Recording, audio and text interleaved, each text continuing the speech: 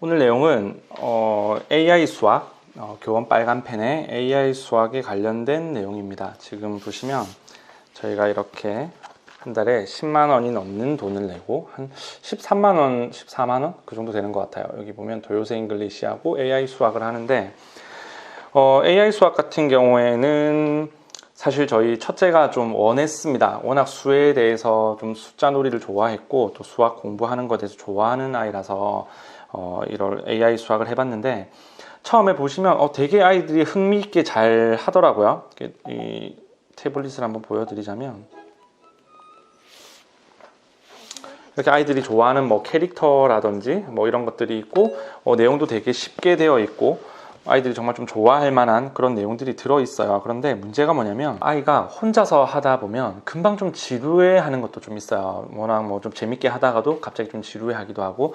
그런데 사실 지루해 하게 하는 것보다 더 큰 문제가 뭐냐면 아이가 하다가 자신감을 잃어버리는 경우가 있어요. 어떤 경우냐면 정말 처음에 1 더하기 1, 2 더하기 2, 3 더하기 3만 하다가 뭐 같은 모양을 찾으세요. 동그라미, 세모, 네모 이런 걸 찾다가 심화학습이 있어요. 뒤로 가면 그런 단원의 마지막에 가면 나오는 심화학습은 문제가 지금 6살, 7살짜리 아이들이 풀기에 굉장히 어렵습니다. 특히 국어가 되지 않아서 문제를 풀지 못하는 약간 그런 경우더라고요. 그래서 처음엔 그 사실을 모르고 아이가 혼자서 워낙 즐겁게 하다 보니까 그냥 내버려 뒀어요. 그러면 여기 보면 뭐 마이 선생님, 마이쌤이라고 해서 그 선생님 AI가 생각하는 우리 아이의 점수, 예를 들어 이 문제를 풀면 한 80점 정도가 될 것 같아요 라고 제시를 하면 우리 아이가 문제를 풀었을 때 90점이 나와요. 그러면 보고 있다가 되게 좋아합니다. 내가 마이쌤이 생각한 건 80이었는데 나는 90이네 좋아하다가 이제 단원 마지막에 가서 어떤 그런 문제를 풀었을 때 절반도 맞추기 힘들어져 버리는 거예요. 그러면 아이가 굉장히 의기소침해지면서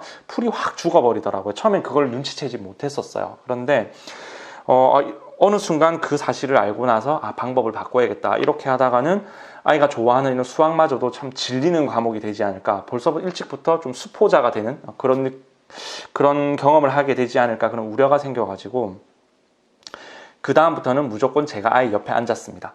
아이가 어떻게 하든 그냥 옆에서 조언을 하지도 않고 그냥 지켜만 봤어요. 계속 보다 보니까 내 아이가 어떤 문제가 있는지, 어떤 문제를 어려워하고 무엇을 이해하지 못하는지 그냥 바로 알겠더라고요. 이건 아빠, 엄마 그런 부모의 능력이 아니라 옆에서 지켜보고만 계시면 아이가 하는 것 우리한테 너무 쉬운 문제잖아요. 그런데 옆에서 계속 끝까지 지켜만 봐주고 계시면 우리 아이가 이런 부분이 취약하구나 하는 걸 바로 아실 수 있을 겁니다. 그러면 심화 과정을 갔을 때 그런 유사한 문제, 우리 아이가 이건 풀기 좀 어려울 거야 하는 문제가 딱 나올 거예요. 저는 그때 아이에게 옆에서 계속 코칭을 했어요. 계속 도와줬습니다. 이건 이렇게 이런 뜻일 것 같네 유도를 하니까 아이가 금방 이해를 하고 풀기 시작하고, 심화학습이 되었을 때도 뭐 10문제 중에서 9문제를 맞췄다 그러면 되게 성취감을 크게 느끼더라고요. 그런데 계속 이렇게 해서 영원히 도와줄 수 있는 부분은 아니지만 분명 아이가 초반에 어떤 수학에 대한 이런 것들에 대한 개념을 잡아가고 좀 흥미를 가져갈 때까지는 옆에서 좀 지켜보시다가 아이에게 좀 도와주고, 그래서 아이에게 좀 높은 점수를 주고 계속 이런 것들을 하는 게 흥미를 유지하는 데 좀 좋지 않나 그런 생각이 듭니다. 저는 개인적으로 이제 그런 생각이 들어서 이런 걸 좀 지키고 있고, 지금도 아이가 뭐 도요새 잉글리시를 하든 AI 수학을 하든 항상 옆에 앉아 있습니다. 옆에 앉아서 그걸 꼭 지켜보고, 그리고 이 문제를 계속 하다 보면 딱 지루한 타임이 있어요. 계속해서 반복이 됩니다. 이건 AI 수학도 마찬가지고 도요새 잉글리시도 마찬가지예요. 아이의 수준이 일정량이 올라왔지만 그 단계를 계속해서 지루하지만 반복하지 않으면 뒤로 넘어갈 수가 없어요. 그러다 보니까 너무 지루해 하다 보니까 좀 어떨 때는 제가 아이가 계속 반복되는 패턴이 나온다 그러면 제가 아이가 유치원 간 사이에라도 이 진도를 조금씩 넘어가줘요. 그 다음 단원으로 갈 수 있게. 그러면 이제 그 문제를 가지고 좀 더 심한 문제를 만들거나 아이가 좀 취약했던 문제가 있으면 저희 집에 이제 칠판이 있거든요. 여기 보시면 이렇게 칠판이 만들어져 있어요. 그런 칠판에다가 문제를 만들고 또 같이 풀어보고 이렇게 하다 보면 아이가 그런 부분에 또 흥미를 되게 크게 느낍니다. 그래서 덧셈 뺄셈 같은 경우에도 AI 수학에서는 일부 내용만 이제 같이 공부를 했고 아이도 혼자서 일부 내용만 봤어요. 그리고 나서 이제 두 자릿수 더하기, 뭐 세 자릿수 더하기 이렇게 나왔을 때는 제가 칠판에 문제를 내고 아이와 함께 풀어보고 아이에게 또 때로는 설명해줘. 아빠 잘 모르겠는데 이거 덧셈 어떻게 해야 되는 거 설명해주면 본인이 칠판에 나가서 설명을 또 해줘요. 그러면서 머릿속에 또 정립이 되더라고요. 그런 방식으로 계속해서 공부를 해왔는데 지금도 마찬가지입니다. 아이가 문제를 풀고 있을 때 항상 제가 옆에 있습니다. 옆에 있으면서 뭐 주말 같은 경우에는 한 두세 개 정도를 하고요.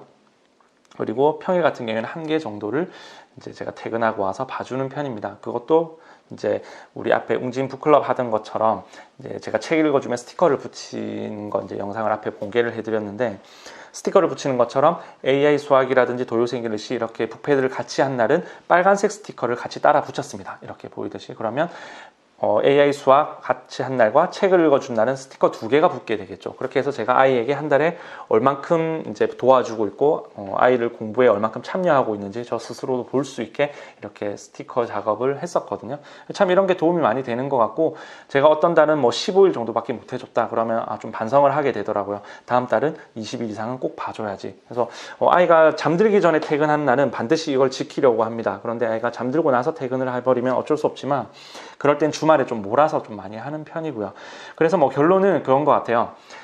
이런 AI 수학이나 도요새 잉글리시 참 잘 되어 있어요. 지금은 뭐 빨간펜이 되었든 웅진이 됐든 참 다 좋다고 생각합니다. 정말 잘 만들어졌는데, 이런 것 자체를 부모가 옆에서 함께 해주지 못하면 정말 아무 소용이 없다는 생각이 들어요. 아이 혼자 하는 건 딱 1주일에서 2주일인 것 같아요.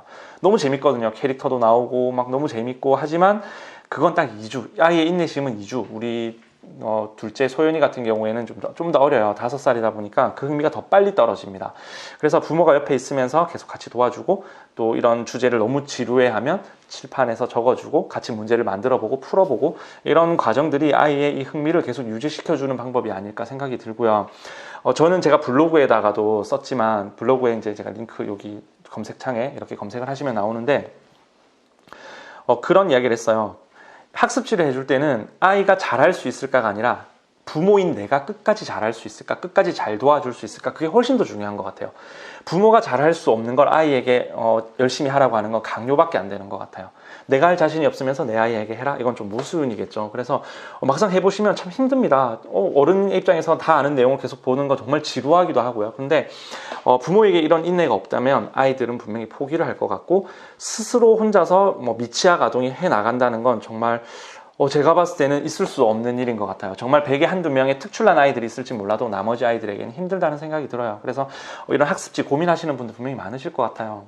고민하시는 분들은 정말 내가 인내를 가지고 할 수 있을지를 먼저 한번 고민을 해보십시오. 그리고 다음 영상 같은 경우에는 도요새 잉글리시, 제가 이제 잉글리시를 하면서 우리 첫째가 제가 강요를 하거나 하진 않았는데 약간의 틱이 좀 발생을 하더라고요. 정말 티나지 않는 틱이었는데 제가 그걸 다행히 좀 빨리 캐치를 해서 좀 방법을 좀 바꿨습니다. 그렇게 하다 보니까 또 금방 사라지더라고요.